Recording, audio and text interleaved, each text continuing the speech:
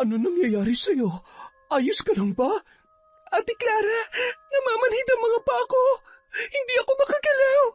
Teka, aalalayan kita. Aray, huwag mo nalang hawakan yung braso ko, ate. Ang hapdi kasi ng sugat ko eh. Ay, Diyos ko, bakit ang dami mong sugat? Pati leg mo meron na. May allergy ka ba? Wala, ate. Galing nga ako sa doktor kanina eh.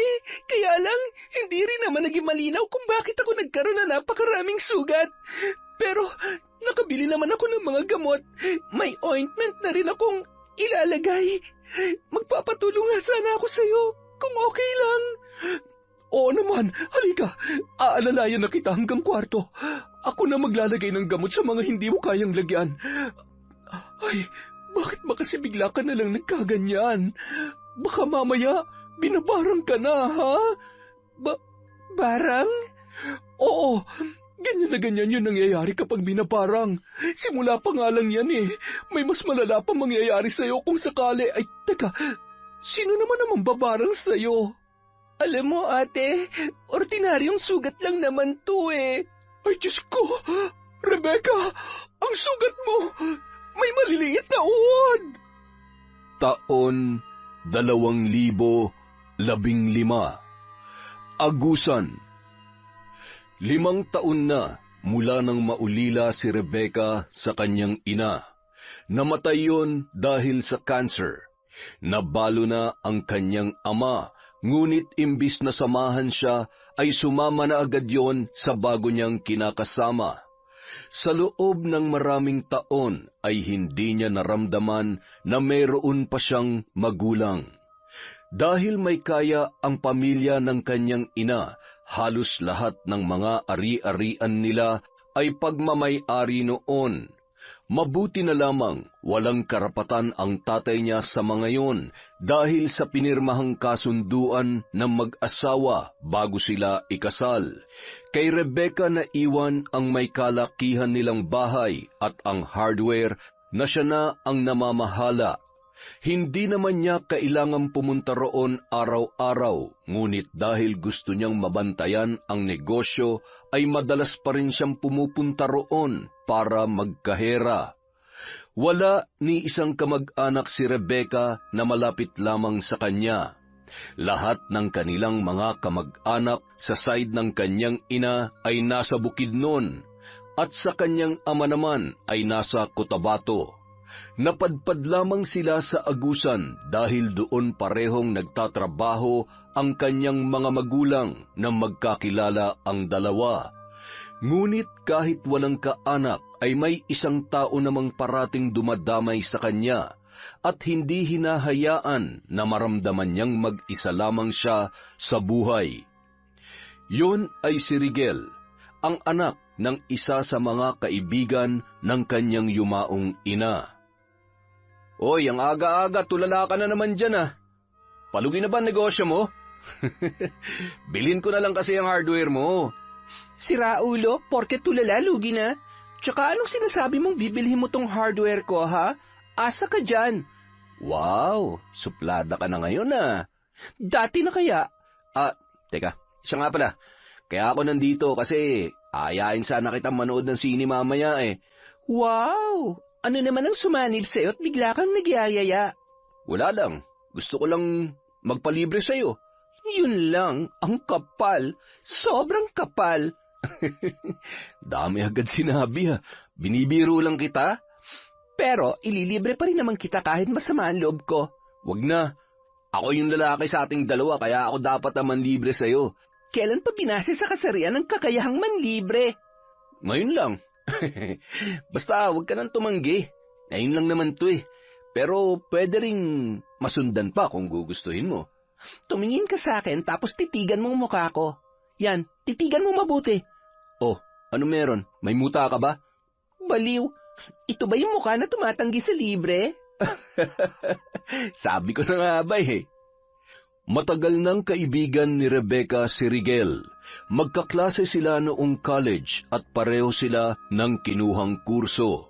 Madalas silang nagkakasundo sa mga bagay-bagay at kahit minsan ay hindi pa nagkaroon ng malalang away. Ngunit kahit may kaibigan siyang nakakasama at nasasandalan, hindi rin nawala sa kanya ang kagustuhang magkaroon ng kapatid. Batid niyang may mga kapatid siya sa ama, pero hindi niya alam kung gusto ba siyang makilala ng mga yon o kung ipinaalam ng tatay niya na may anak ito sa unang asawa. Napabuntong hininga na lamang si Rebecca matapos maisip ang bagay na yon. Kinabukasan, sunod-sunod na katok ang gumising sa kanya mula sa mahimbing na pagkakatulog. Pupungas-pungas siyang bumangon at nakapikit pa ang isang mata nang lumabas sa kanyang silid para dumiretso sa sala.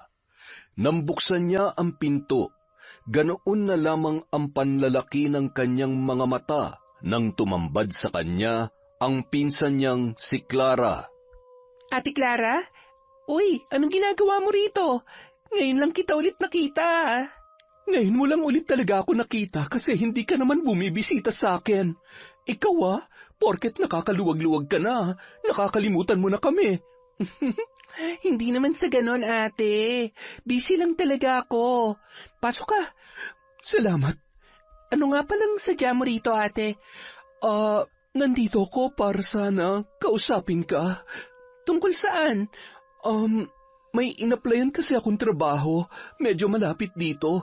Kaya lang, maliit pa yung ipon ko kaya hindi ko pa kayang umupa ng apartment. Itatanong ko sana sa'yo kung okay lang na makitira muna ako dito pansamantala. Talaga? Dito ka titira? Walang problema sa akin. Welcome na welcome ka dito, ate. Pwede ka rito kahit hanggang kailan mo gusto. Teka, kailan ka ba lilipat? Ngayon na sana eh.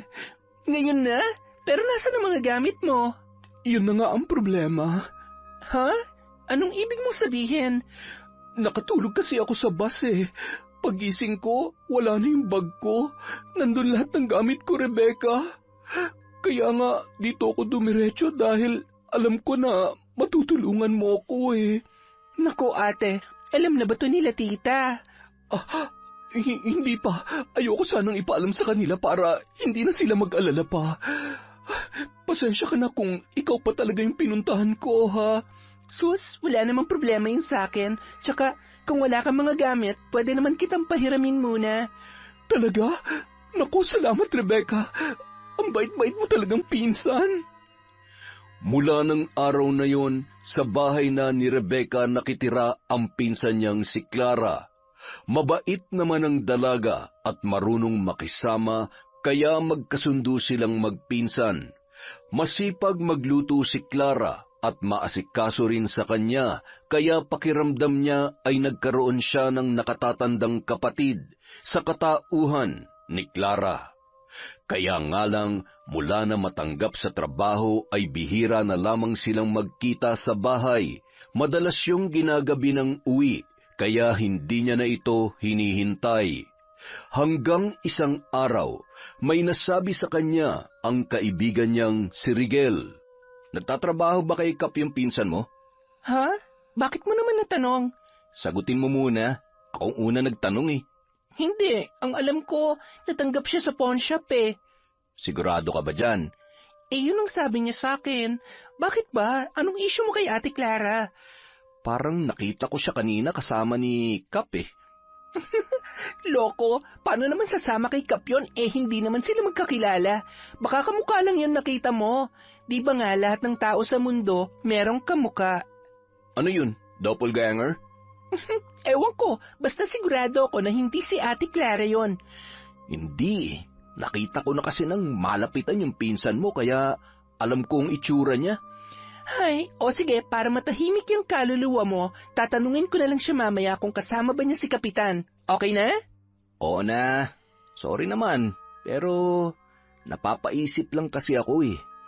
Paano nangyaring magkakilala sila? Di ba, bago lang siya dito?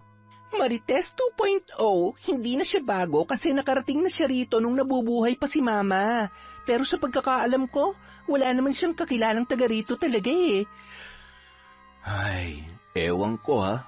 Huwag ka sanang ma-offend para sa pinsan mo pero sa tingin ko talaga may iba sa kanya eh. Paanong iba? Yung parang hindi siya pwedeng pagkatiwalaan basta-basta. Baka sabihin mo na naman na napaka-judgmental ko, ha? Bakit hindi ba? Ano pa sa tingin mong tawag doon, ha? Hay, nako, tigilan mo na nga si Ate Clara. Basta tatanungin ko siya mamaya. Kapag napatunayan ko na hindi sila magkasama ni Cap, ililibre mo ako ng merienda bukas. Sige ba? Nang gabi ring yun, nagpasya si Rebecca na kausapin ang pinsang si Clara para malaman kung totoo ngang ito ang nakita ni Rigel na kasama ng kapitan ng kanilang barangay. Kaya lamang inabot na siya ng hating gabi sa paghihintay, ngunit hindi pa rin dumarating ang kanyang ate.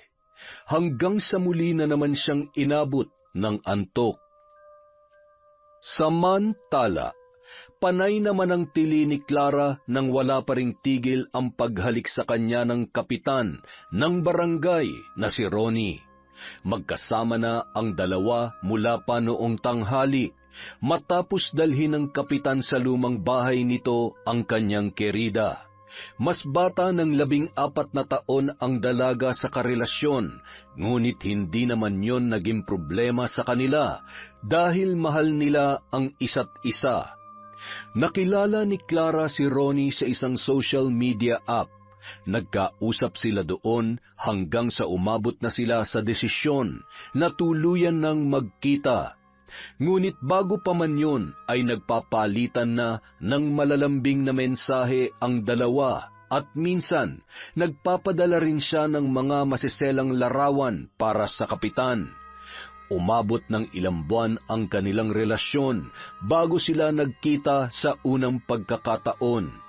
Naisip ni Clara ang pinsan niyang si Rebecca na nakatira sa lugar na yon, kung saan nakaupo bilang punong barangay ang kanyang karelasyon, kaya kanyang naisip na makituloy na lamang doon.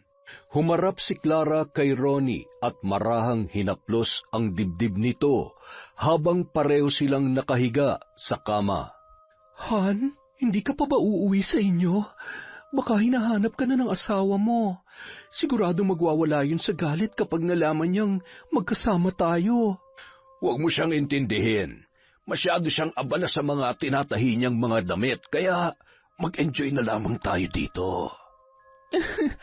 Ikaw talaga? Parang hindi ka nagsasawa. Hindi talaga. Sa ganda mong yan. Tsaka hindi naman hamak na mas masaya kang kasama kumpara dun sa asawa ko. Talaga ba? Ibig bang sabihin nun, mas gusto mo na akong kasama ngayon? Ganun na nga. Nakakasawa na kasi yung ingay niya araw-araw eh. Tsaka naiintindihan ko naman na nagkakaedad na kami, pero may mga pangangailangan pa rin naman kami. At hindi na yun maibibigay sa akin ni Helena. Iba ng takbo ng utak niya eh. Pero ikaw, may magagawa ka pa para sa akin, Clara. Pwede pa nga tayo magkaroon ng anak eh. Anak agad? Huwag muna. Mag-enjoy na lang muna tayo ng tayo lamang, Han. Okay, sabi mo eh. Eh, siya nga pala. Nabanggit mo kanina na kailangan mo ng pera, hindi ba? O heto, idagdag mo sa panggastos mo. Bumili ka ng mga pampaganda para mas lalo kong ganahan sa'yo. Tsaka bumili ka na rin ng mga bagong damit. Yung sexy sana, tapos yun ang isuot mo tuwing magkikita tayo, ha? Hindi yung ganyang kaluluwang na blusa. Eh, teka, saan ba galing yan? Sa pinsan ko, kay Rebecca. Ah, si Rebecca. Naku, eh napakamakaluma pa naman manamit ng babaeng yun. Malas mo lang dahil siya lang ang mahihiraman mo ng mga damit. Ay, kung bakit man naman kasi hindi ka nagdala ng mga gamit nung pumunta ka rito eh. Tumakas nga lang ako kay nanay, diba? Lumayas ako sa amin at nagsabi na lang ako nung nakalayo na ako sa kanila. Hindi ba nagalit ang nanay mo? Wala na akong pakialam kung nagalit man siya o hindi. Wala na rin naman siyang magagawa dahil nakaalis na ako. Hindi nila alam kung nasan ako ngayon. Sinabi ko na lang na may trabaho na ako para hindi na sila mangulit. Ay, ang problema ko na lamang ay kapag tumawag si Rebecca kay nanay, siguradong bistado ko agad. Mukhang madali naman mauto si Rebecca eh. Sabi mo nga, nadadala mo siya sa pagiging ate mo sa kanya. Ipagpatuloy mo na lang yon para makuha mo ang tiwala niya. Basta siguruhin mo lang na hindi tayo mabibisto, ha? Wala naman siyang kaide-ideya na may relasyon tayong dalawa. Tsaka, nag-iingat naman ako. Sinisiguro ko na walang nakakakita sa akin tuwing pinupuntahan kita. Baka nga ikaw pa dapat na paalalahanan ko eh. Matinik ang asawa mo. Kapag naghinala yun na may kinakalantari kang ibang babae, hindi malayong malaman na rin niya na ako yun. Sus, hindi ako paghihinalaan nun, maniwala ka. Oo naman, naniniwala ako sa'yo. Nagpatuloy ang sikretong relasyon ni Clara at Ronnie nang hindi nalalaman ng asawa niyang si Helena. Si Rebecca naman ay nananatili pa ring walang alam tungkol sa pakikipaglandian ng kanyang pinsan sa kanilang kapitan.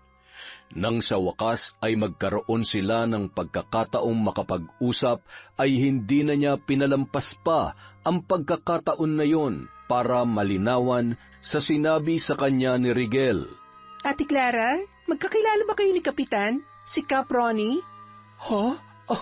Paano naman mangyayari yun eh? Hindi naman ako taga rito. May nakapagsabi kasi sa akin na nakita raw kayo magkasama nung isang linggo. Hindi ko lang naitanong agad sa'yo kasi hindi ako makahanap ng tiyempo eh. Ano ka ba? Ikaw mas nakakakilala sa akin.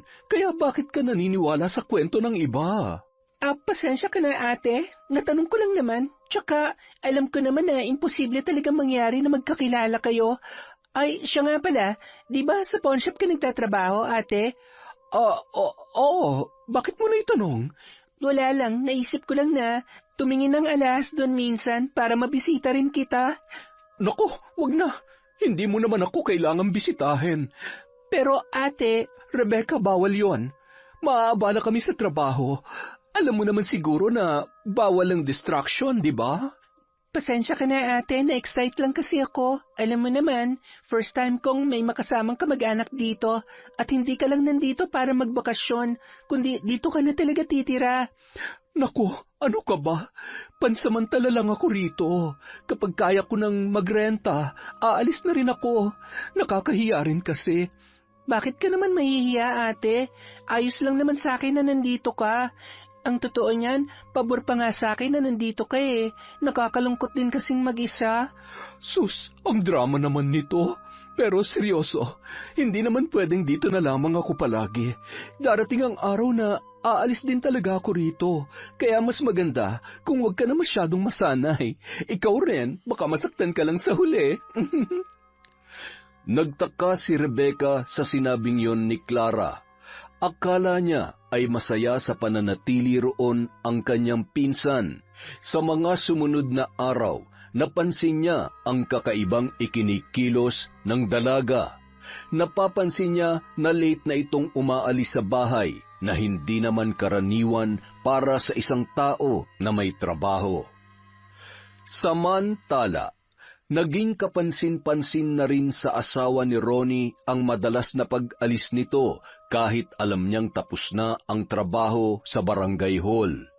Bagamat abala sa patahian ay hindi naman siya nagkukulang sa pag-asikaso sa kanyang asawa kahit pareho silang pagod sa trabaho.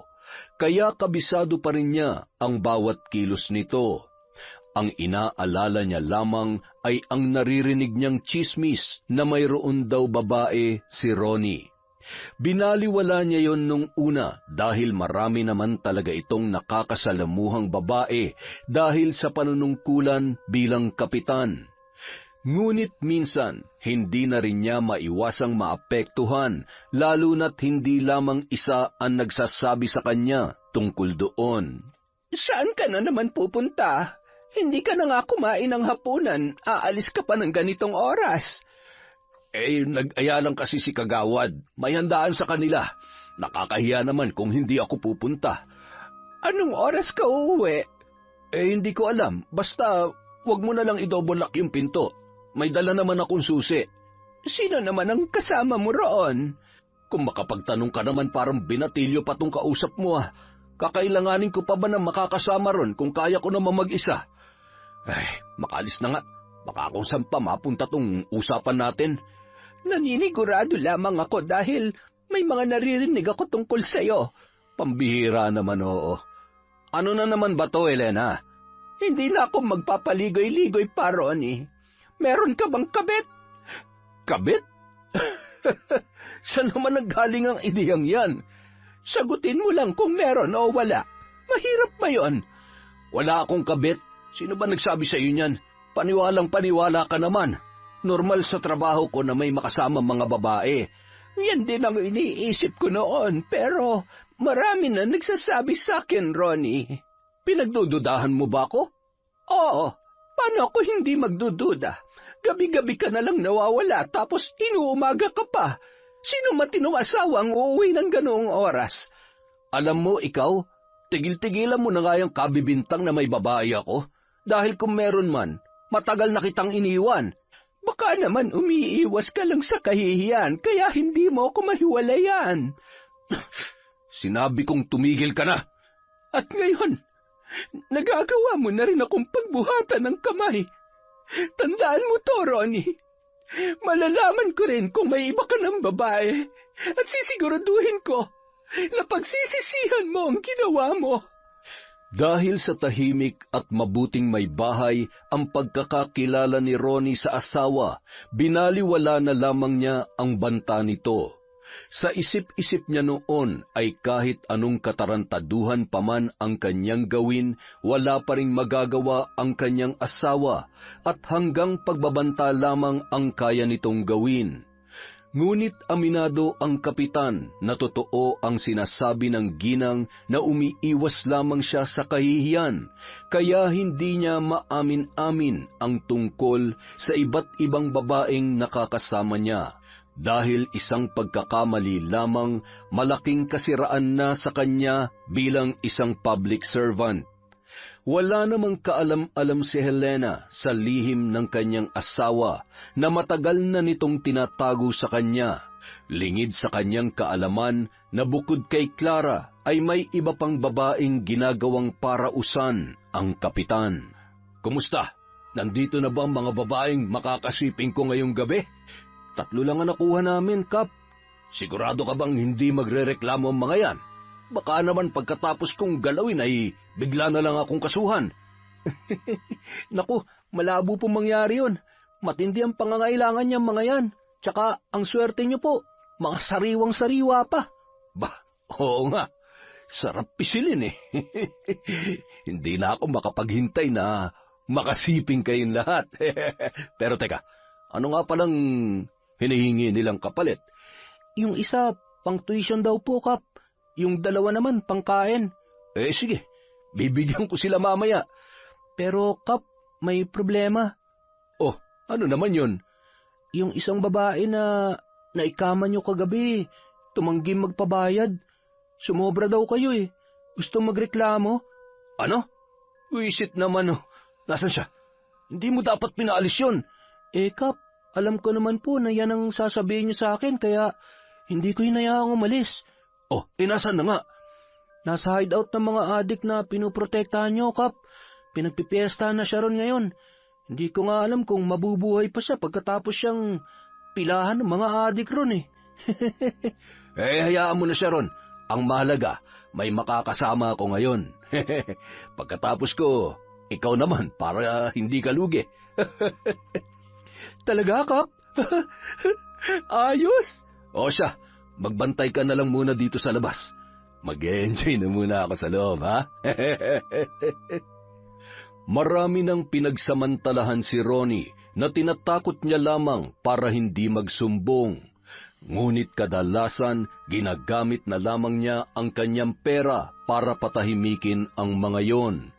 Protektor siya ng mga drug pusher sa kanilang barangay at malaki rin ang natatanggap niya mula sa sindikatong kinabibilangan ng mga ito.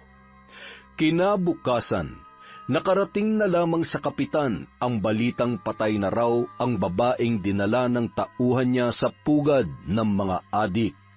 Binawian daw ng buhay ang babae matapos itong pagpasapasahan ng higit 10 lalaki.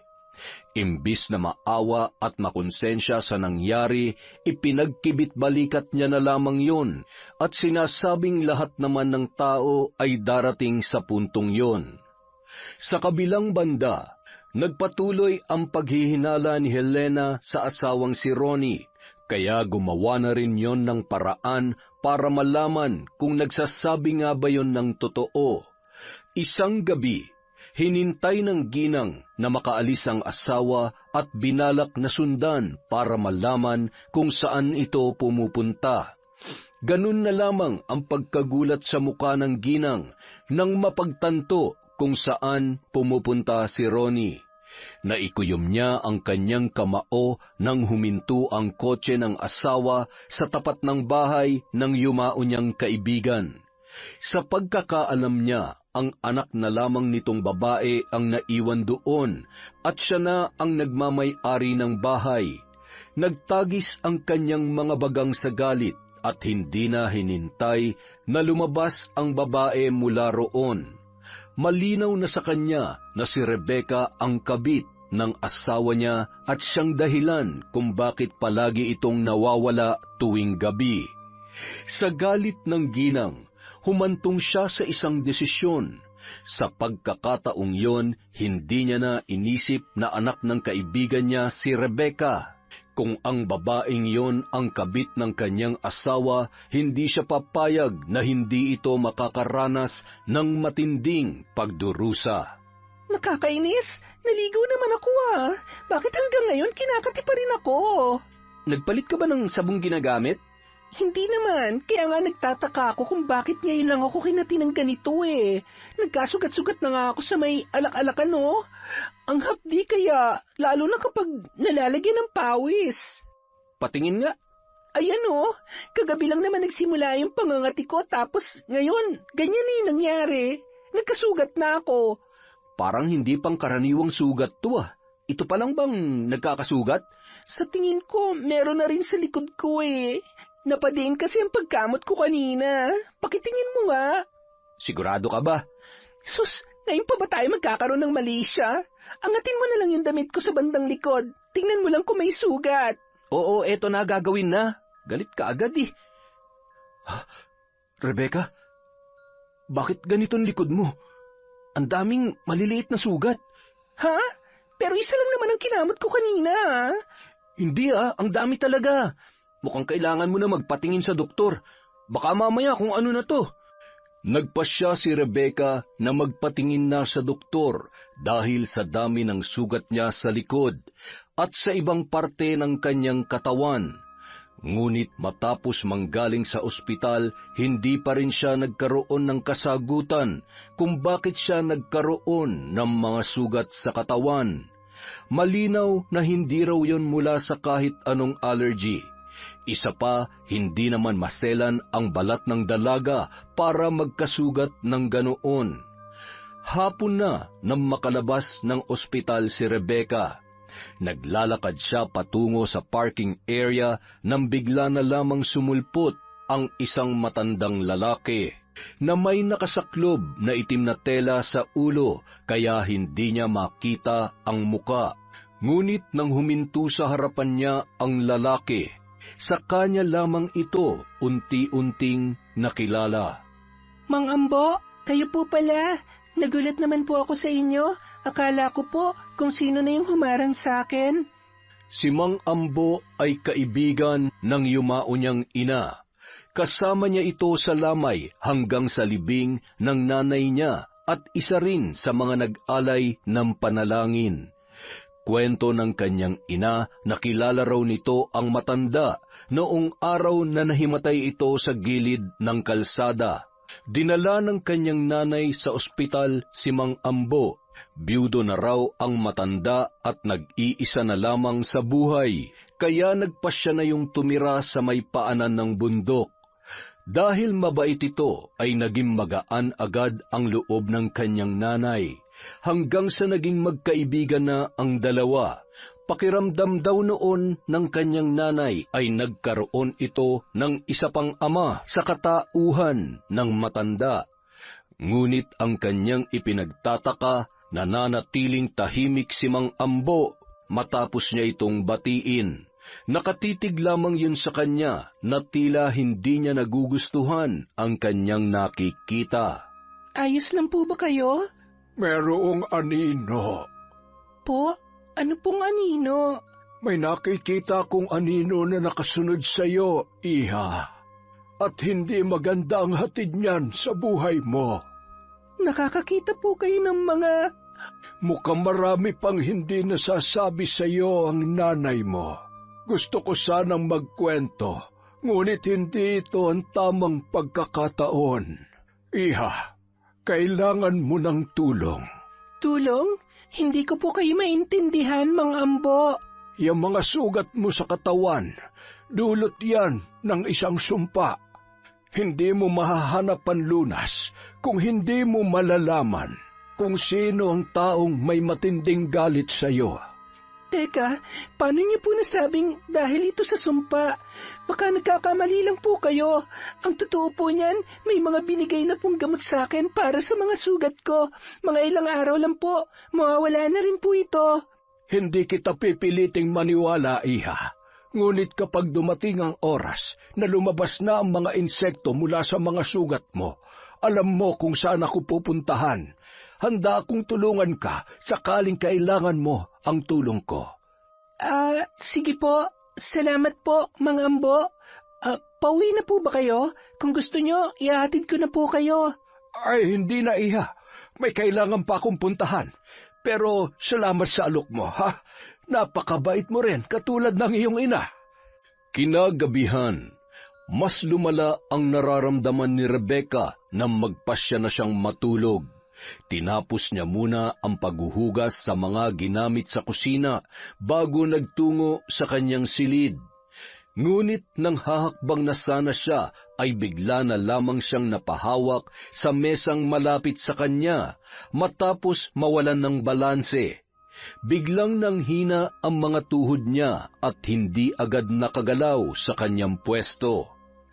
Nasa ganoon siyang kalagayan nang bumukas ang pinto. Tumambad ang pinsan niyang kadarating lamang mula sa trabaho. Napakunot noo pa ang dalaga nang makita ang kanyang itsura. Anong nangyayari sa'yo? Ayos ka lang ba? Ate Clara, namamanhid ang mga pako. Hindi ako makagalaw. Teka, aalalayan kita. Aray, huwag mo lang hawakan yung braso ko, ate. Ang hapdi kasi ng sugat ko eh. Ay, Diyos ko, bakit ang dami mong sugat? Pati leg mo meron. May allergy ka ba? Wala, ate. Galing nga ako sa doktor kanina eh. Kaya lang, hindi rin naman naging malinaw kung bakit ako nagkaroon ng napakaraming sugat. Pero nakabili naman ako ng gamot. May ointment na rin akong ilalagay. Magpapatulong nga sana ako sa'yo eh, kung okay lang. Oo naman. Halika, aalalayan na kita hanggang kwarto. Ako nang bahalang maglagay ng gamot sa mga hindi mo kayang lagyan. Ay, bakit ba kasi bigla ka na lamang nagkaganyan? Baka mamaya ay pinabarang ka na, ha? Barang? Oo, ganyan na ganyan ang nangyayari kapag binabarang. Simula pa nga lang yan eh. May mas malala pa mangyayari sa'yo kung sakali. Ay, teka, sino naman ang mambabarang sa'yo? Ay, alam mo ate, ordinaryong sugat lang naman talaga to. Hindi ako binabarang gaya ng sinasabi mo. Di ba, ang mga binabarang lang ay yung may mga kaaway o nakaalitan. Wala naman ako nakakaaway. Halos lahat ng mga taga rito, kasundo ko. Hindi kaya may naiinggit sa'yo? Ay, ano naman ang kaiinggitan nila sa akin? Aba, marami. Maganda ka, mapera. Halos lahat na nga nasa iyo na eh. Akala lang nila yon.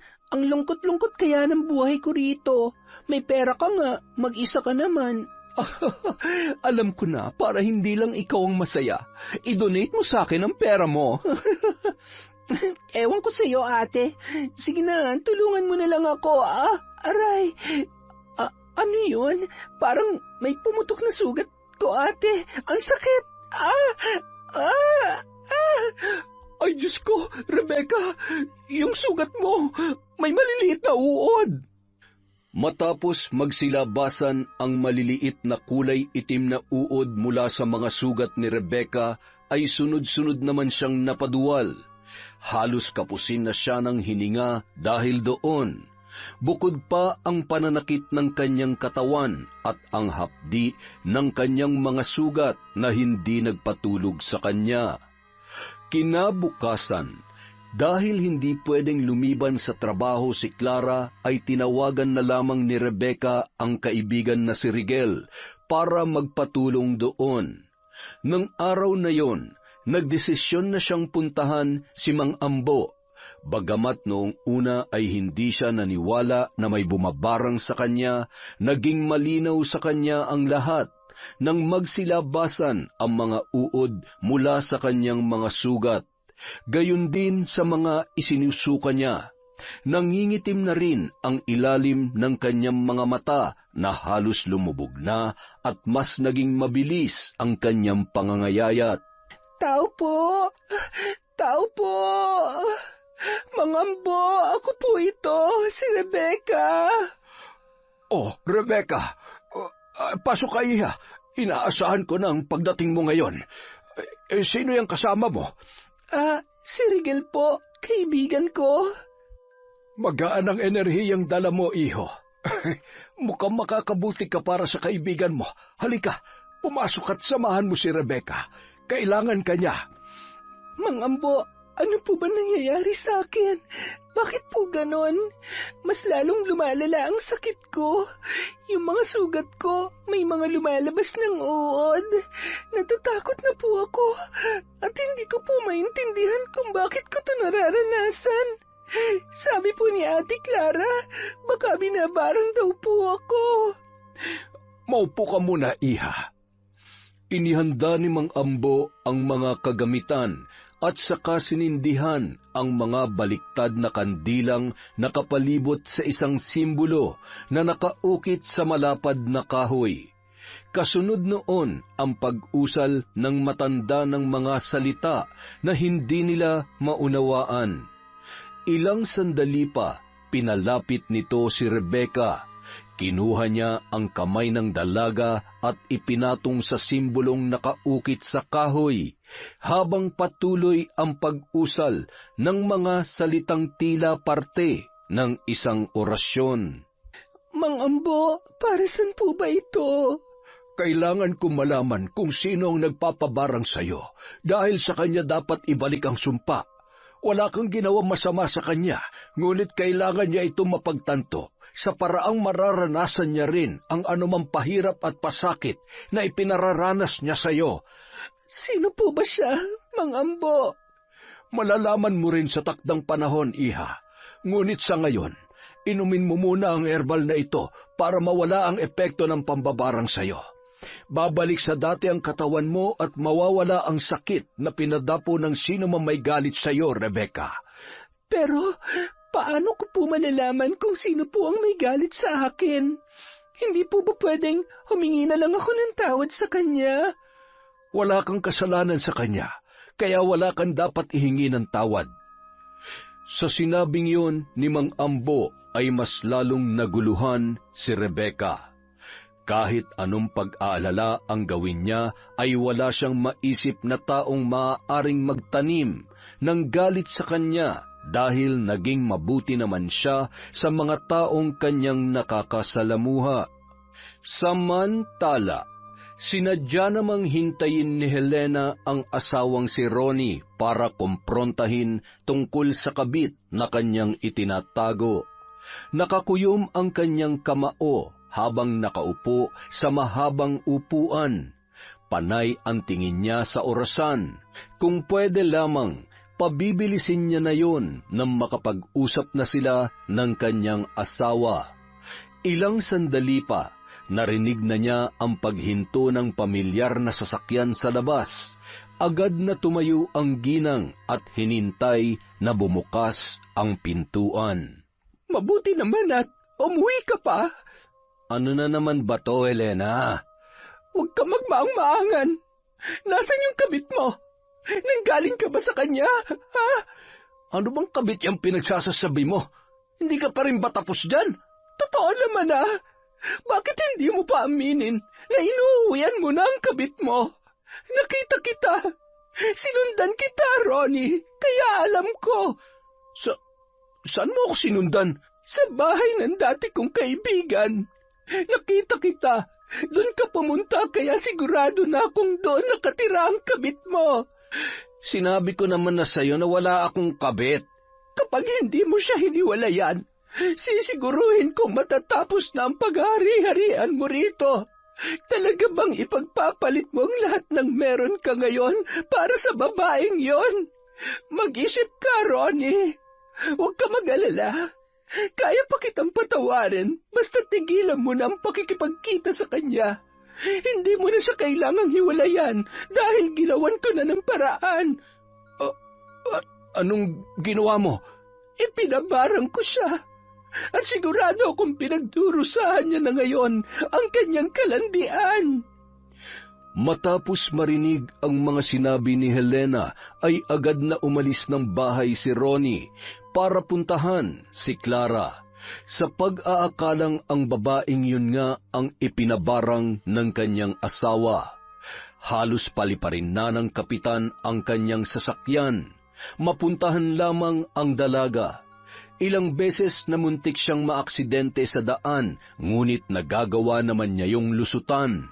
Ilang sandali pa, nakarating na siya sa bahay ni Rebecca, kung saan niya inihatid si Clara. Clara! Clara! Oh, Han, bakit ka bumalik? Tsaka, bakit ganyan ang itsura mo? Kumusta ang pakiramdam mo? Wala ka bang nararamdaman na kahit ano? Ha? Wala naman. Bakit ba? Ano ba nangyari? Si Helena, alam na niyang may kabit ako. Sinundan niya ako nung pumunta ako rito, kaya alam niya nang dito ka nakatira. Ano? Alam na ni Helena na may relasyon tayo? Oo, kaya ipinabarang ka niya. Ipinabarang? Seryoso ka ba dyan? Wala namang... Diyos ko! Si Rebecca! Ano si Rebecca? Hindi kaya si Rebecca ang pinaghihinalaan ng asawa mo? Sa kanyang bahay na ito. Baka hindi alam ni Helena na dito rin ako nakatira.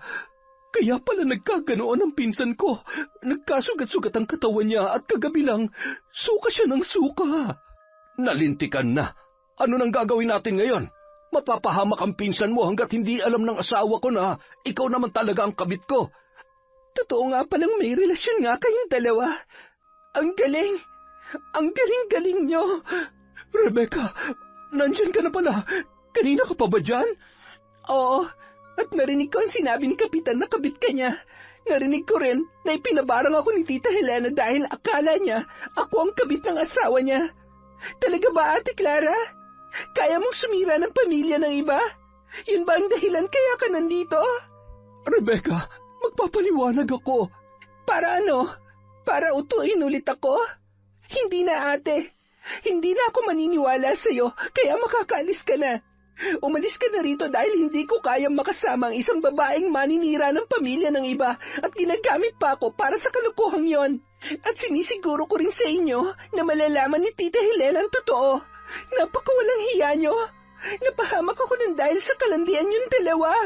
Rebecca, please. Pakinggan mo muna ako. Huwag mo kaming isusumbong kay Helena. Kaibigan ni Mama si Tita Helena. Maganda ang samahang nabuo nila. Sa tingin mo hayaan ko maging masama ang tingin niya sa akin para isalba ka? Hindi ako bayani, Ate Clara. Gagawin ko kung anong tama. Kailangan mong panagutan ang ginawa mo. Magkadugo kayo ni Clara. Talaga bang mas matimbang sa iyo ang ibang tao? Talagang sa inyo pa rin galing yan, ha?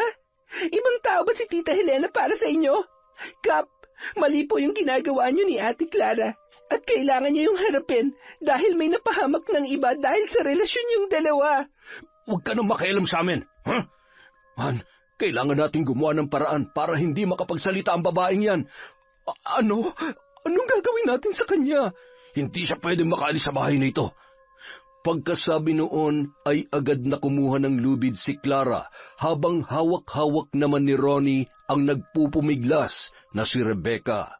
Binusalan siya ng kanyang pinsan para hindi na makapagsalita o makasigaw dahil makakaagaw pansin yon sa mga kapitbahay. Nang makakuha ng lubid ay mabilis siyang iginapos ng dalawa sa loob ng kanyang silid para walang makakita sa kanya. Nang masigurong hindi na siya makakatakas doon, ay umalis na si Clara kasama si Kapitan Ronnie. Habang nasa loob ng kotse ay hindi nakatiis si Clara na kumprontahin ang kapitan dahil sa ginawa ng asawa nitong si Helena. Talaga bang wala ka man lamang gagawin? Ipapabarang na ako ng asawa mo. Ano pa bang pinuputok ng butsi mo? Hindi naman ikaw ang tinamaan ng sumpa, hindi ba?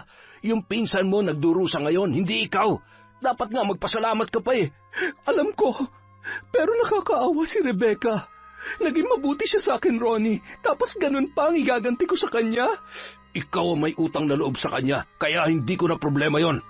Problema nating dalawa yon. Ano yun kapag nagkaipitan, ako na lang mag-isa?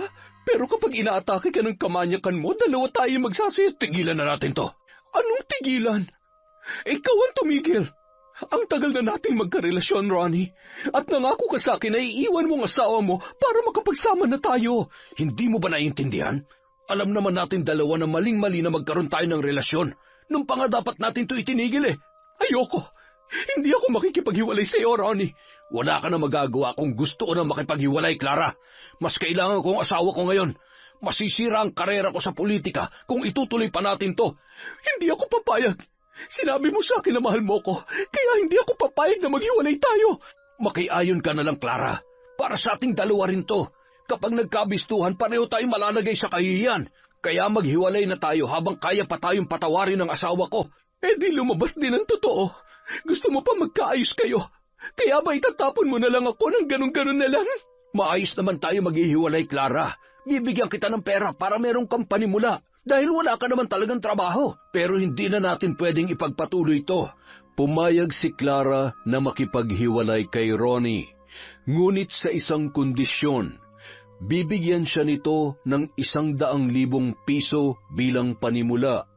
Dinagdagan pa yon ng 50,000 piso kapalit ng pagpapatahimik niya sa pinsang si Rebecca. Sinamantala niya naman ang pagkakataon dahil alam niyang mayaman ang lalaki. Katwiran niya makakahanap pa naman siya ng ibang karelasyon na mas bata at mas gwapo pa kay Ronnie. Kaya lang naman siya nagtitiis sa kapitang yon ay dahil kaya nitong suportahan ang lahat ng kanyang mga luho. Nang makabalik sa bahay ni Rebecca, marahas na lamang siyang napabuntong hininga nang maalala si Clara na wala man ng pagkain o kahit inumin nang iwan niya yon sa silid. Napapailing na kumuha siya ng ilang pirasong biskwit at isang pitsil na tubig, saka ito dinala sa dalaga. O ayan, kumain ka at uminom ng tubig. Yan lang ang magagawa ko ngayon para sa iyo. Hindi naman ako kasing sama ng iniisip mo eh. Kaya lang, hindi talaga kita pwedeng pakawalan.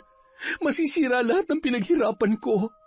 Malas mo lang dahil nabisto mo ako. Kung wala ka sanang alam, hindi yan mangyayari sa iyo. Teka, totoo bang nakikita ko? Wala nang mga sugat mo? Dahil hindi makasagot si Rebecca, tinanggal ni Clara ang busal ng dalaga sa bibig. Kinalagan din niya ang mga kamay nito, ngunit nanatili lamang nakagapos ang mga paa para hindi ito makatakas. Nanlilisik ang mga matang tinitigan siya ng kanyang pinsan. Dama niya ang matinding galit nito dahil sa kanyang ginawa, ngunit wala na siyang magagawa pa roon. Napakasama mo, Clara! Wow, galit ka na nga. Hindi mo na ako tinatawag na ate. Okay lang naman sa akin, pero bakit nga wala ka ng sugat? Huwag mong sabihin, pumunta ka sa isang albularyo. Oo, ginawa ko yun. Dahil hindi naman dapat ako nagdurusa sa pambabarang ni Tita Helena. Kung may ideya lang sana siya na ikaw ang sumira sa pamilya niya, hindi na sana siya mahihirapan. Hindi na siya mahihirapan. Naghiwalay na kami ni Kapitan. Dapat maging masaya na siya. Pero bakit parang masaya ka pa? Dahil nakuha ko na ang gusto ko. Kung ganon, pakawalan mo na ako rito. Hindi pwede. Hindi mo ba narinig ang sinabi ko? Nakuha ko na ang gusto ko, kaya mas lalong hindi pwedeng malaman ni Helena ang tungkol sa aming dalawa ni Ronnie. Kawawang Kapitan. Mukhang pahihirapan pa siya ng asawa niya bago sila magkaayos. Ay, Basta ko, okay na ako. Pwede na akong umuwi sa amin dahil wala naman ako mapapala rito. Ipapamukha ko kay nanay na nagkamali siya ng palayasin ako. Pinalayas ka ni tita? Kaya ba wala kang dalang gamit nung pumunta ka rito? Napakasinungaling mo talaga. Kinailangan kong gawin yon para hindi mo natawagan si nanay. Alam kong kapag nakausap mo siya, malalaman mo na ang tungkol sa pagsisinungaling ko. Matagal na kami may relasyon ni Ronnie. Nagkakilala kami online. Akala ko magiging masaya talaga ako sa kanya, kaya pinuntahan ko siya. Hindi ko naman akalain na kapag nagkagipitan ay hihiwalayan niya rin pala ako. Takot siya masira ang karera niya, lalo na't balak pa niyang tumakbo sa mas mataas na posisyon sa susunod na eleksyon. Nagpapaligoy-ligoy ka pa? Sana sinabi mo na lang na matagal ka ng kabit ni Kapitan. Kabit na akong kabit, pero nagmahal lang naman ako, Rebecca. Yang pagmamahal mo ang pinakamatinding lason na magpapahirap sa'yo. Napakasama mong tao, Clara. Ah, ganon? Sige, huwag ka nang kumain. Hindi ka kakain ng 1 linggo. Magdusa ka dyan. Ibinalik ni Clara ang pagkakagapos ng mga kamay ng kanyang pinsan. Saka iniwan siya ron, nagutom at uhaw na uhaw. Walang patidang luha ng dalaga habang nagpupumilit pa ring makawala. Ngunit sadyang mahigpit ang pagkakagapos sa mga kamay at paa niya. Napayuko na lamang si Rebecca. Tahimik siyang nagdasal na sana'y may dumating doon para siya ay tulungan. Ilang sandali pa, tila nabuhayan ang dalaga nang maisip niya si Rigel na palaging pumupunta roon tuwing Biyernes ng hapon para sabayan siya sa hapunan. Palagi kasi siya nagluluto para sa kanilang dalawa tuwing Biyernes dahil yun lamang ang araw na nagkakasama sila ng matagal mula nang maging abala na rin si Rigel. Inabot pa ng ilang araw si Rebecca na walang pagkain o inumin man lang, kaya halos mawalan na siya roon ng malay. Pagsapit ng Biyernes, umaga pa lamang pinipilit na niyang matanggal ang busal sa kanyang bibig. Nagawa niya naman yon kahit na hirap, ikinikiskis niya ang bibig sa dulo ng maliit na mesa sa kanyang tagiliran. Bandang hapon na nang marinig niya ang boses ni Rigel na nagtatawag sa labas ng kanyang bahay. Mabuti na lamang at wala pa roon si Clara dahil gabi na ito kung umuwi. Rebecca? Rebecca, nandiyan ka ba sa loob? Rigel? Rigel, tulungan mo ako! Ano raw? Rigel, tulong! Tulong? Teka, ano ba nangyayari? Rebecca, nasan ka? Ano nangyayari dyan? Nandito ako sa kwarto. Nakagapos ako. Tulungan mo ako. Sirain mo na yung pinto. Eto na, sisipain ko na. 1, 2, 3. Rebecca! Dito, sa kwarto. Pambihira, nakalak din. Sisirain ko na rin to. Rigel, buti na lamang dumating ka. Ano ba nangyari? Bakit ka nakagapos? Si Clara, siyang gumawa nito sa akin. Ano? Bakit ka naman ito gagawin sa'yo? Alam ko na kung sino nagpapabarang sa akin. At alam ko na rin kung anong dahilan. Oh, sino nagpapabarang sa'yo? Si Tita Helena. Ha? Helena? Yung asawa ni Kapitan? Oo, siya nga. Matagal na raw silang may relasyon at sikap ang dahilan kaya siya pumunta rito. Nagsinungaling na siya sa akin nung una pa lang. Hindi totoong nanakawan siya sa biyahe. Naglaya siya sa kanila dahil nag-away sila ni Tita. Ano? Ang lala naman pala ng pinsan mong yun eh. Hindi lang yon. Wala talaga siyang trabaho rito. Tuwing umaalis siya, nagkikita sila ni Caproni. Kaya pala palagi siyang may mga bagong gamit. Yun pala, may sugar daddy siya rito. Pero bakit kailangan ka pa niyang igapos at ikulong dito ng ilang araw? Namumutla ka na oh. Hindi pa ako kumakain. Ilang araw na akong walang pagkain at inumin, Rigel. Kung hindi ka dumating, siguradong dito na ako mamamatay. Buti na lang talaga palagi akong pumupunta rito tuwing Biyernes eh. Ay, ngayong alam ko na may posibilidad palang mangyari sa iyo yan, dadalasan ko ng pagpunta rito para lagi kang may kasama. Kung pwede nga dito na ako tumira, gagawin ko na eh. Hindi naman pwede yun, no? Ano ka ba? Pero sa ngayon, may magagawa ka pa rin sa akin. Gutom na ako. Halos hindi na ako makagalaw sa sobrang panghihina. Ako nang bahala. Dito ka lang muna, huwag ka nang pabebe. Kukuha ako ng kahit anong makakain mo tsaka maiinom. Ipagluluto na lang kita mamaya ng hapunan. Tsaka, kung ayos lang sa'yo, dito na muna ako magpapalipas ng gabi para mabantayan kita. Hindi na kailangan, Rigel. Samahan mo na lang ako mamaya. Saan? Kay Mang Ambo. Matapos makakain at makainom ng tubig, agad na naghanda si Rebecca para sa pagpunta kay Mang Ambo. Kinuha niya lang ang mahalaga niyang gamit at saka ibinilin sa mga kakilala ang kanyang bahay bago nila yon nilisan.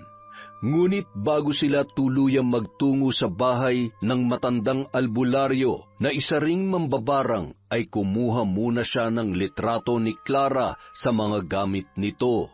Si Rigel naman inasikaso ang pagkuha ng lumang poster ni Kapitan. Nang makumpleto ang mga kailangan nila ay hindi na sila nag-aksaya pa ng panahon. Samantala, napakunot noon naman si Ronnie nang mapansin ang pagkabalisa ng kanyang asawang si Helena. Mula umaga kasi ay palakad-lakad na ito at panay ang kamot sa balat. Napansin din niya ang maliliit na sugat sa binti ng kanyang asawa at sa paglipas ng oras ay tila nadadagdagan yon ng nadadagdagan. Helena, ayos ka lang ba? Kanina ka pa hindi mapakali dyan ah. Kinakati kasi ako, pero hindi ko naman alam kung saan ko kakamutin. Tsaka parang ang bigat-bigat ng pakiramdam ko, Ronnie. Lalagnatin yata ako. Magpahinga ka na kaya muna. Hindi pwede. May pupuntahan pa ako mamaya. Saan ka ba pupunta? Sasamahan na lang kita. Hindi na. Ako na lamang. Saan ka nga pupunta? Bakit mo ba inaalam? Gusto nga kitang samahan. Baka kung mapano ka pa niyan sa daan. Kaya ko ang sarili ko. Huwag mo kong alalahanin. Nagtaka si Helena kung bakit yon nangyayari sa kanya. Ayaw mang isipin ng ginang, ngunit pakiramdam niya ay bumabalik sa kanya ang sumpa ng pambabarang na dapat ay sakabit ng kanyang asawa. Sinabi sa kanya ng mambabarang na pinuntahan niya noon na unti-unti nitong pahihirapan ang babaeng sumira ng kanilang pamilya. Kaya nagbigay siya ng litrato ni Rebecca. Kinagabihan, mas lumala pa ang kanyang kondisyon. Nakaramdam siya ng matinding pananakit ng ulo na sinabayan pa ng kanyang katawan na tila sinisilaban. Dahil sa lumalalang pakiramdam ay hindi na nag-aksaya pa ng oras si Helena. Malakas ang kutob niya na binabarang din siya, kaya kailangan niyang malaman kung sino ang gumagawa noon. Sa isip-isip ng ginang ay hindi niya matatanggap kung si Rebecca pa mismo ang magpapabarang sa kanya para makaganti sa pagpapahirap niya sa babae. Ngunit nang makausap niya ang mambabarang na nilapitan niya noon, nagulat siya nang sabihing may kumontra sa ginagawa nito, at hindi hamak na mas malakas ang itim na mahikang taglay ng sinumang gumawa noon sa kanya. Nanatiling walang kasagutan ang mga tanong sa isipan ni Helena matapos puntahan ang matandang mambabarang. Kahit lunas sa kondisyon niya ay wala rin itong naibigay, ngunit tumatak sa kanya ang huling sinabi nito, ang nag-iisang bahay sa may paanan ng bundok. Bagamat hindi niya alam kung ano ang naghihintay sa kanya roon, ay tumulak pa rin siya upang puntahan ang lugar na yon. Pagbaba ni Helena sa kotseng minamaneho, napuno siya ng pagtataka nang makita si Rebecca na lumabas mula sa bahay na kanyang pinuntahan. Anong ginagawa mo dito, Rebecca? Tita Helena? Alam kong ikaw ang dahilan, kaya nangyayari ito sa akin. Ang kapal na mukha mong babae ka. Pagkatapos mong ahasin ang asawa ko, may lakas ka pa talaga ng loob na ipabarang ako. Pasensya na po, tita. Hindi ko naman po kasi alam na kayo nagpapabarang sa akin. Nung una, hindi ko alam kung anong dahilan kung bakit galit na galit kayo sa akin. Pero nung nabisto ko sina Kapitan Ronnie at ang pinsan ko, saka lang po naging malinaw sa akin ang lahat. Pinsan? Sinong pinsan? Si Clara po, tita. Nitong nakarang buwan lang po, dumating siya sa bahay para pansamantalang makituloy sa akin. Sabi niya, magtatrabaho daw po siya dito, pero nalaman ko po na wala naman pala talaga siyang trabaho. At kaya lang siya nandito dahil sa asawa ninyo. Totoo po ang sinasabi niya, Tita Helena. Nagkamali po kayo ng pinapabarang. Hindi po si Rebecca ang kabit ni Kapitan, kundi si Clara. Tsaka, tingnan niyo ang ginawa ng babaeng yun. Nagkasugat-sugat ang mga braso at mga binti ni Rebecca dahil iginapos po nila. Ikinulong siya ng babaeng yun at hinayaang ilang araw na walang pagkain at tubig. Ginawa niya po yun sa akin dahil alam niya magsusumbong ako sa inyo, tita. Ano? Totoo ba lahat ng sinasabi ninyo? Opo, tita. Kung hindi po kayo naniniwala sa amin, kahit sikap na lang po mismo ang tanungin ninyo. Siya nga po pala, pupuntahan din po sana talaga namin kayo para dalhin dito dahil gusto ko na pong itigil yung pagpapahirap sa inyo. Nagawa ko lang po talaga yun dahil hindi ko alam na kayo yung nagpapabarang sa akin. Teka, sino ba ang nakatira dito? Si Mang Ambu po. Matutulungan niya po kayo. Ang totoo po niyan, hinihintay niya na kayo sa loob. Inaasahan niya na darating kayo dito ngayon. Nahulaan niya yun? Opo, kung ganun, napakahusay nga niya. Iha, pasensya ka na sa nagawa ko, ha? Hindi ko kasi alam na hindi lang ikaw ang nakatira sa bahay niyo, kaya akala ko ikaw ang kabit ni Ronnie. Patawarin mo sana ako, Rebecca. Wala pong problema yon. Naiintindihan ko na po kayo, pero kailangan po nating pagbayarin ng taong nanakit sa atin, tita. Kailangan niyo pong matutunan ng mga pagkakamaling nagawa niya. Sinira niya ang pamilya niyo at iniligay niya naman sa kapahamakan ng buhay ko. Tama ka, Iha. Kailangang maturuan siya ng leksyon. Nagawa ni Mang Ambo na alisin ang sumpa sa katawan ni Helena. Kaagad na gumaling ang mga sugat nito na tila walang nangyari. Muling humingi ng tawad ang ginang kay Rebecca dahil sa pagpapahirap nito sa kanya. Hindi naman siya nagtanim ng galit o ng sama ng loob dahil bukod sa kaibigan yon ng kanyang ina ay sadyang napakabuti nito sa kanya noon pa man. Nung araw na yon, matapos gamutin ang mga sugat ay nagpaalam na si Helena kay Rebecca. Gustuhin man daw nitong magpatulong kay Mang Ambo sa plano niyang gantihan si Clara ay nakapagdesisyon na ang ginang na kausapin na lamang ang kakilalang mambabarang na siyang unang nagpahirap sa kanya. Nirespeto naman niya ang desisyon nito. Nang makaalis si Helena, agad na ibinigay ni Rebecca at Rigel kay Mang Ambo ang mga nakuhang litrato. Dinala sila ng matanda sa likod bahay kung saan makikita ang bilog na hukay na natatakpan lamang ng mga dahon ng saging. Ano pong meron dyan sa hukay na yan, Mang Ambo? Dito ko nilalagay ang mga alaga ko, Iha. Malulusog sila at alagang-alaga. Ano po bang inaalagaan ninyo? Halika, tingnan mo. Napakaganda nila, hindi ba? Natulala si Rebecca at napaawang ang bibig nang alisin ni Mang Ambo ang mga dahong tumatakip sa hukay. Tumambad sa kanya ang mga tinutukoy nitong mga hindi pangkaraniwang alaga. Mga itim na ipis, maliliit na daga, alupihan, uod at lintang nagsisiksikan sa isa't isa. Dahil sa dami ng mga ito sa loob ng hukay, sa tansya ng dalaga ay aabot hanggang tuhod niya ang lalim ng hukay na yon, kung saan inaalagaan ng matanda ang mga ginagamit niya sa pambabarang. Parehong natahimik sina Rebecca at Rigel nang magsimula na ang orasyon ng matanda. Muli niyang binanggit ang mga salita na tanging ang mga kagaya niya lamang ang nakakaunawa. Bagamat hindi nila alam ang laman ng mga salitang yun, ay tahimik silang nagmasid at pinakinggan ang mga sinasambit ni Mang Ambo. Kinilabutan si Rebecca nang makita niya kung paano gumalaw ang mga alaga noon na wari nauunawaan ang kanyang mga sinasambit. Kinabukasan, nagising na lamang si Clara sa loob ng isang hindi pamilyar na kwarto. Sapo ng dalaga ang sumasakit na ulo dahil sa dami ng kanyang nainom.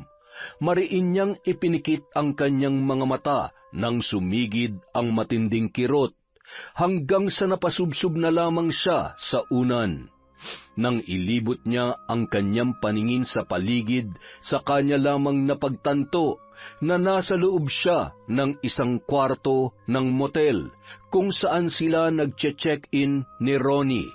Napangisi siya nang maalala kung paano siya muling sinamba ng lalaki. Sabi na hindi ako kayang tiisin ni Ronnie. Babalik at babalik pa rin siya sa akin. Umaga na pala. Bakit hindi mo man lang ako ginising kaninang madaling araw? Kailangan ko nang makauwi.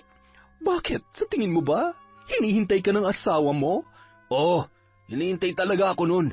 Nakalimutan mo na bang ayos na kaming dalawa? Nagkaayos nga kayo, pero kanino ka ba sumiping kagabi? Kaninong kandungan ka nagiging masaya? Oo na, ikaw na lamang sa lahat. Aminin ko yan. Hindi naman talaga kita matitiis at hindi kita kayang iwan. Kaya nga ako nandito ngayon eh. Kahit saan parte mo pa kasi tingnan, tuyot na ang asawa mo. Kahit ilang oras mo pang titigan ang nakahubad yun, hindi ka pa rin gaganahan. Sus, ikaw na nga ang panalo sa inyong dalawa kung ano-ano pa ang sinasabi mo. Pero alam mo, Han, hindi ka talaga nakakasawa. Ang bango-bango mo, tsaka handang-handa ka palagi para sa akin. Pakis nga ako dyan bago ko umuwi. Huwag ka na kasing umuwi sa asawa mo. Sumama ka na lamang sa akin. Hindi pwede yon, Han. Ayaw mo ba nun? Kapag tumakbo kong konsehal ng bayan sa susunod, mas malaki pa may bibigay ko sa'yo. At hindi mangyayari yun kung malalaman ng mga tao na iniwan ko ang asawa ko. Sa bagay, sige na nga, kiss na kita. Paano? Uuwi na muna ako, ha? Kita na lang ulit tayo mamayang gabi. Sure, Han. Hihintayin kita. Nang makauwi si Ronnie sa bahay, laking gulat niya nang maabutan si Helena na prenteng nakaupo sa mahabang upuan sa sala at abot ang ngiti hanggang tainga. Ngunit ang pinaka nakaagaw atensyon sa kanya ay ang mga braso't binti nito na wala ng sugat. Inumaga ka na sa trabaho, ah. Nagkape ka na ba? Hindi pa. Marami akong inasikaso. Gutom na nga ako eh. Sakto. Nakaluto na ako ng almusal natin. Halika na. Sabayan mo na akong kumain. Alam mo bang hinintay talaga kita? Teka. Bakit parang may iba sa'yo ngayon? Ano bang sinasabi mo eh? Ganito naman talaga ako sa'yo noon pa. Parang bigla kang naging malambing eh. Pero mas gusto ko na ganyan ka palagi, Helena. Ganito lang naman ako ngayon dahil nagkaayos na tayo. Hiniwalayan mo na ang kabit mo kaya wala nang makakasira pa sa ating dalawa. Oh, ayos ka lang ba? Oo, ayos lamang ako. Hindi ka pa nga kumakain ay nasasamid ka na. Halika na, maupo ka na para makapag-almusal na tayo. Teka, sandali lang. Anong nangyari sa mga sugat mo? Bakit bigla nawala? Nagpagamot na kasi ako. Kanino? Ganun ba kagaling yung doktor mo para mapagaling lahat ng sugat mo nang wala pang isang araw? Ngunit pinili ni Helena na hindi na lamang sagutin ang tanong na yon ni Ronnie. Idinaan na lang niya yon sa tawa. Lingid sa kaalaman ng kapitan na lihim nang nagdiriwang ang ginang dahil sa araw na yun mismo ay magsisimula na ang paghihiganti niya sa tunay na kabit ng kanyang asawa. Samantala, halos mabuwal si Clara sa paglalakad matapos bumaba sa sinakyang tricycle pauwi sa bahay ni Rebecca. Dahil sa sakit ng ulo ay hindi niya na napansin na may sira ang pinto sa harapan ng bahay nang siya ay pumasok doon. Ilang sandali pa napasigaw na lamang ang babae sa matinding pagkagulat nang biglang lumabas ng silid ang nakangising si Rebecca. Rebecca, paano ka nakawala? Akala mo ba talaga walang tutulong sa akin? Malas mo dahil hindi mo pa ako lubos na kilala. Gusto mong malaman kung sinong tumulong sa akin? Sino? Si Rigel. Marami nag-aakala na mag-isa lang talaga ako sa buhay, pero may mga kaibigan ako at may mga taong nagpapahalaga sa akin. Hindi tulad mo na kailangan palaging patunayan ng sarili dahil dyan sa pag-uugaling meron ka. Ah, ganon. Porket nakalaya ka na, akala mo, pwede mo na akong insultuin hanggat gusto mo? May sarili na akong pera, kaya hindi na kita kailangan. Hindi ko na kailangan magpaka-plastic sa'yo. At hindi na rin kita gustong makasama pa rito, kaya umalis ka na. Isama mo na lahat ng mga gamit na binigay ko sa'yo dahil baka magdala pa yun ng kamalasan sa buhay ko. Talagang aalis ako? Nagkapera ka lang, akala mo kung sino ka na? Maayos ako makitungo sa mga taong maayos ang pagtrato sa akin. Pero sa tulad mo na nagawang ilagay ako sa kapahamakan, hindi kita mapapatawad. Hindi ko naman kailangan ng pagpapatawad mo. Sa'yo na yan kung gusto mo. Talagang wala ka man lang kahit ikatiting na pagsisisi, no? Napakasama mo talaga. Hindi na ako magtataka kung walang totoo sa mga kabutihang pinapakita mo sa akin nung dumating ka rito. Halata namang kinukuha mo lang ang loob ko para mauto mo ko at mapaniwala sa mga kasinungalingan mo. Pero sige, magpakasama ka hanggat gusto mo, pero gusto ko ring ipaalala sa'yo na lahat ng ginagawa mo ay may karmang babalik sa'yo. Hindi man ngayon, pero sigurado akong darating yun sa pagkakataong hindi mo inaasahan. Pinagbabantaan mo ba ako? Hindi kita pinagbabantaan, Clara. Nagpapaalala lang ako dahil nakalimutan mo na kung paano maging tao. Sa pinapakita mo ngayon, mas masahol ka pa sa hayop. Buisit kang punyeta ka! Mas buisit ka! Umalis ka na! Wag ka nang babalik dito dahil hindi ka na makakapasok sa bahay ko! Walang lingon-lingong umalis si Clara sa bahay ni Rebecca. Ang tanging nagawa na lang niya ay tanawin ang pinsan habang naglalakad papalayo. Dala ang mga gamit nito. Kung saan man ito pupunta ay hindi na niya inisip pa. Naging mabuti naman siyang pinsan at ginawa niya ang lahat para makatulong. Ngunit sadyang may mga abusadong tao na gagamitin ang kabutihang yon para sa pansariling interes lamang. Hanggang sa pagkakataong yon ay wala pa rin kahit katiting na pagsisisi ang dalaga sa mga nagawa sa kanya at kay Helena. Dahil doon, hindi rin siya nakaramdam ng pagsisisi sa planong bigyan ito ng leksyon. Mula nang umalis sa bahay ni Rebecca, sa halip na umuwi sa pamilya at tulungan ang mga ito sa mga gastusin gamit ang perang natanggap mula kay Ronnie, ay mas pinili ni Clara na mangupahan na lamang sa isang maliit na apartment. Sa paraang yun, malaya na silang magkakasama ng lalaki nang hindi nalalaman ng asawa nito. Hindi mawala-wala ang ngiti sa mga labi niya habang naghahapunan dahil sa wakas ay nakuha na niya ang kanyang gusto. Ngunit matapos sumubo ng pagkain, bigla na lamang naramdaman ng dalaga ang muling pagkirot ng ulo na sinabayan pa ng matinding pananakit ng tiyan. Dali-dali siyang tumayo at tumakbo patungo sa banyo. Sa pagtayo niya ay hindi sinasadyang natabig niya ang pitsil na puno ng tubig. Nabasag ito matapos bumagsak sa sahig at mabilis na kumalat ang lamang tubig. Sunod-sunod naman ang naging pagduwal ni Clara at halos kapusin na siya ng hininga nang makarating siya sa banyo. Ngunit maya-maya lamang ay may napansin siya sa sahig. Ano ito? Bakit parang may gumagalaw sa isinuka ko? Tinitigan niyang mabuti ang maliliit na bagay na gumagalaw mula sa pagkaing isinuka niya, na nooy may kasama ng itim na likido. Ilang sandali pa, napatili na lamang si Clara nang gumapang sa may paanan niya ang maliliit na bubwit mula sa kanyang isinuka. Nagtatalon siya sa sobrang takot at patakbong lumabas ng banyo. Sa pagmamadali, hindi niya na napansin ang basang sahig. Dumulas ang kanyang mga paa at hindi niya yun napaghandaan. Napaigik si Clara nang bumaon sa balat niya ang binagsakang mga bubog mula sa nabasag na pitsil. Kumalat ang kanyang dugo sa puting sahig.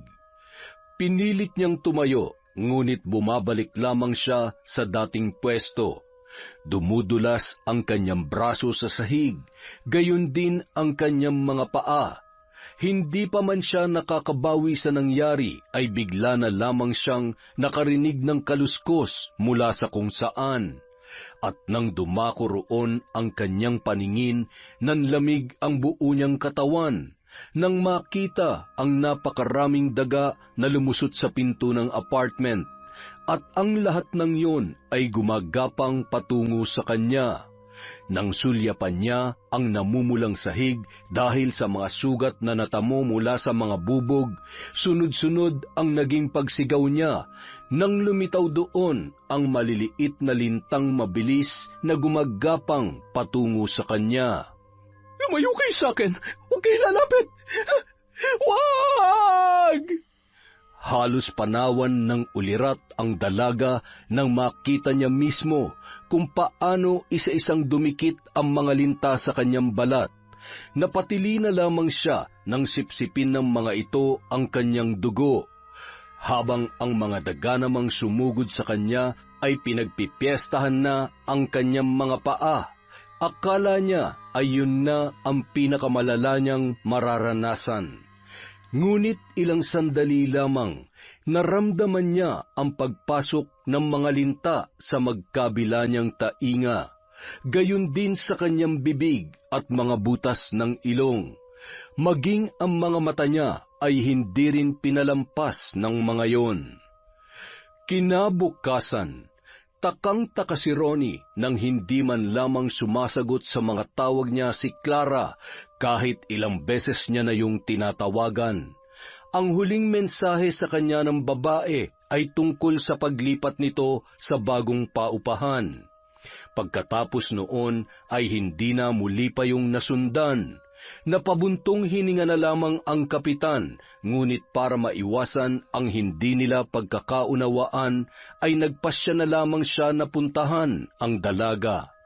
Makalipas ang ilang sandali, natuntun na ni Ronnie ang paupahan. Saradong-sarado naman to.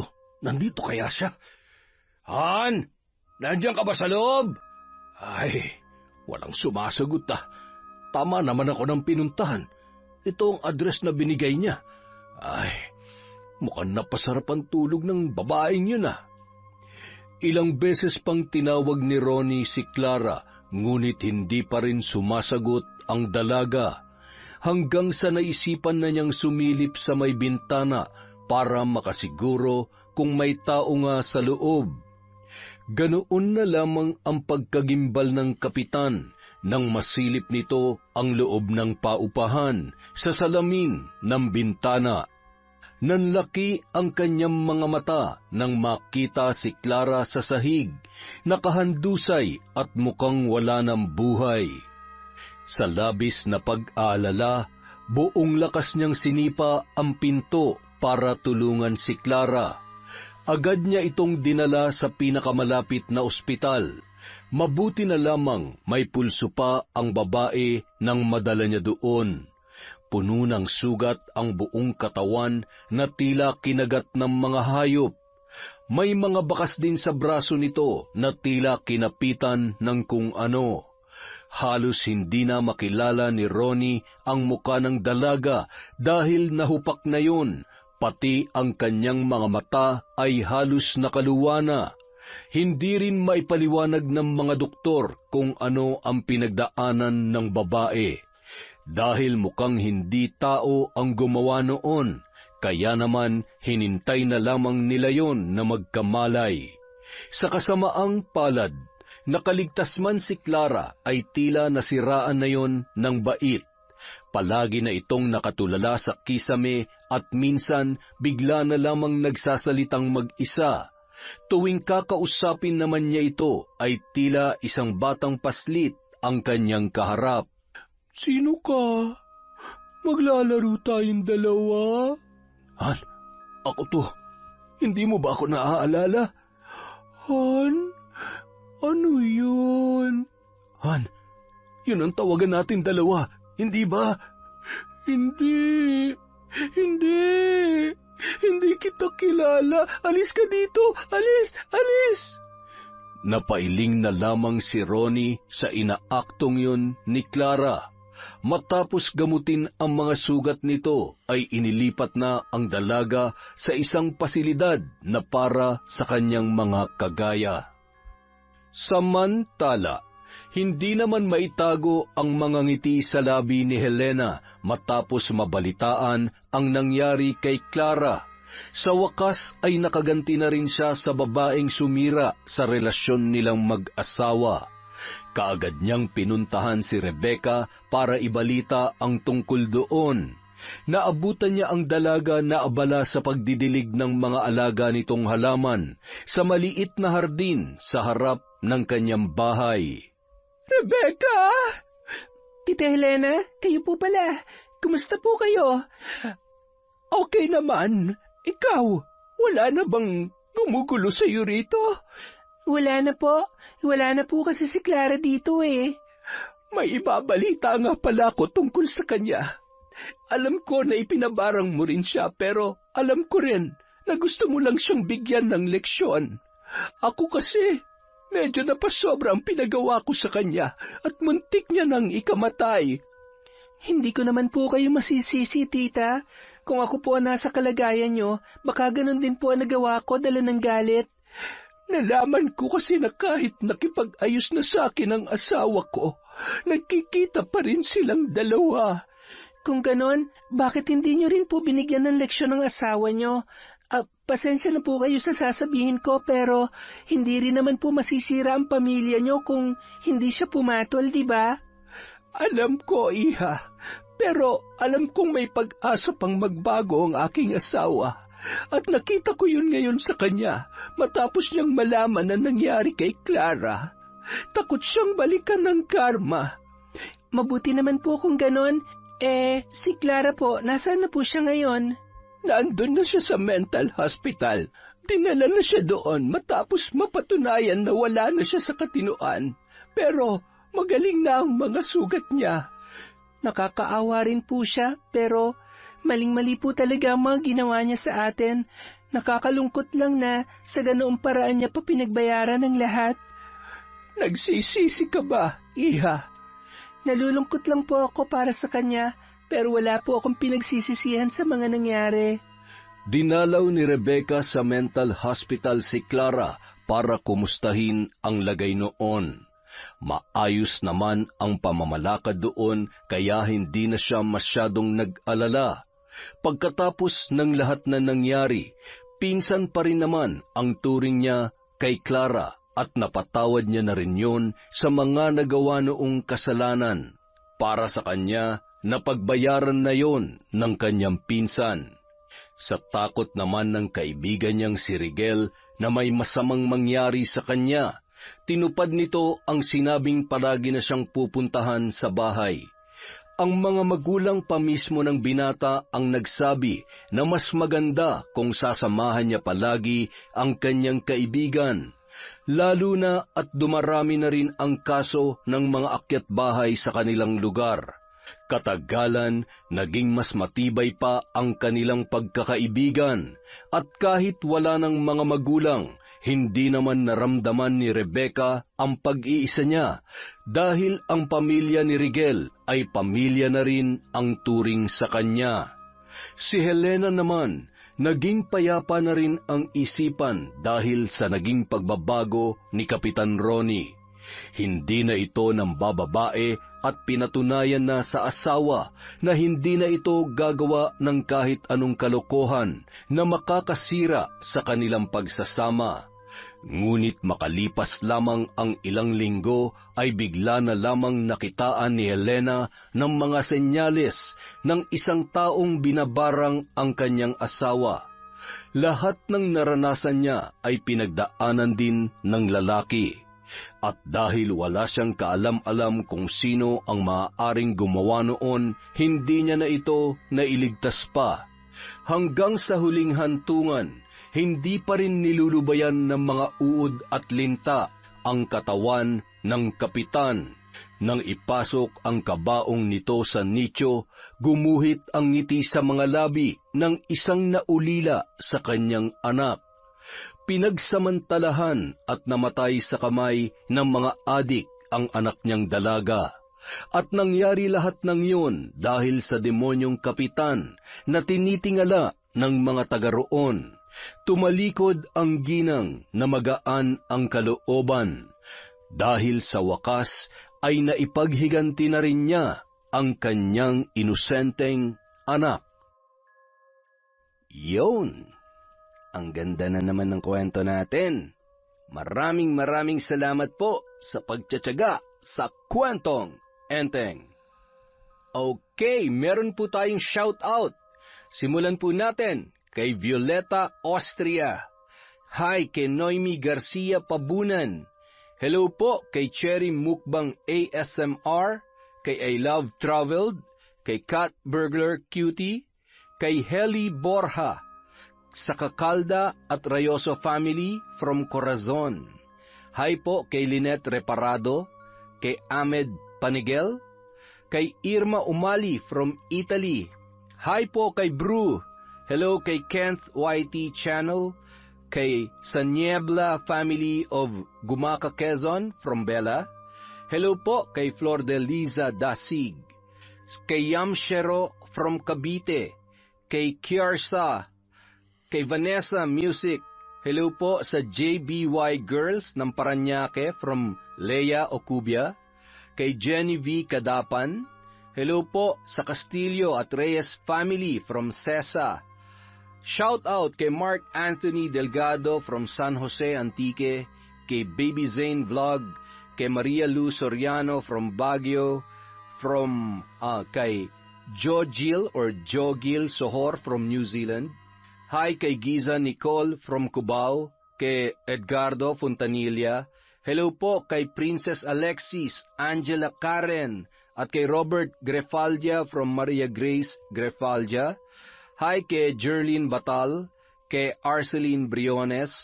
Hello kay Chris Alcantara, kay Elidia Alba, Ryan Alba, kay Loretta Bobes from Cavite. Kay Marjorie Dequilia. Hello po kay Hannah Maylin Sisgundo. Shout out kay Bengski, kay Marites Nalika, kay Sally from Chantal Penero. Sa mga Pinoy laboratory staff ng Princess Margaret Hospital, Bahamas. Hello po sa inyong lahat. Hi kay Adi Larica from Batangas City, kay Front Row Infinity. Hello po kay Rosemary Cao, kay Kurt Mina. Shout out kay Sharon Macbabad, Maluhapin, Esteli Reyes from Marikina. Hi kay Josefina Felias, kay Lucy Yuna. Shout out kay Alma Naong, kay Sara Deocaris, kay Alma Sembrano from Singapore, kay Criselda Escobel. Hello kay Lorna Bondok, kay Lourdes Grace Garde, kay Cecil Vlog at sa mga kaibigan niya. Hi po sa inyong lahat. Hi kay Ravenish 9992, lagi rin daw siyang nakikinig. Hello po kay Lea Billones, kay Liza Quizon, kay Isay DS. Hi kay Edna Antonia Torralba from Europe, kay Erica Ember, kay Najma Usman. Hello po kay Miss Dada, kay Hondra Delin at kay Sang O. Para po sa mga hindi natin na shout out, marami pa po tayong susunod na video. Maraming salamat po mula sa kwentong Enteng.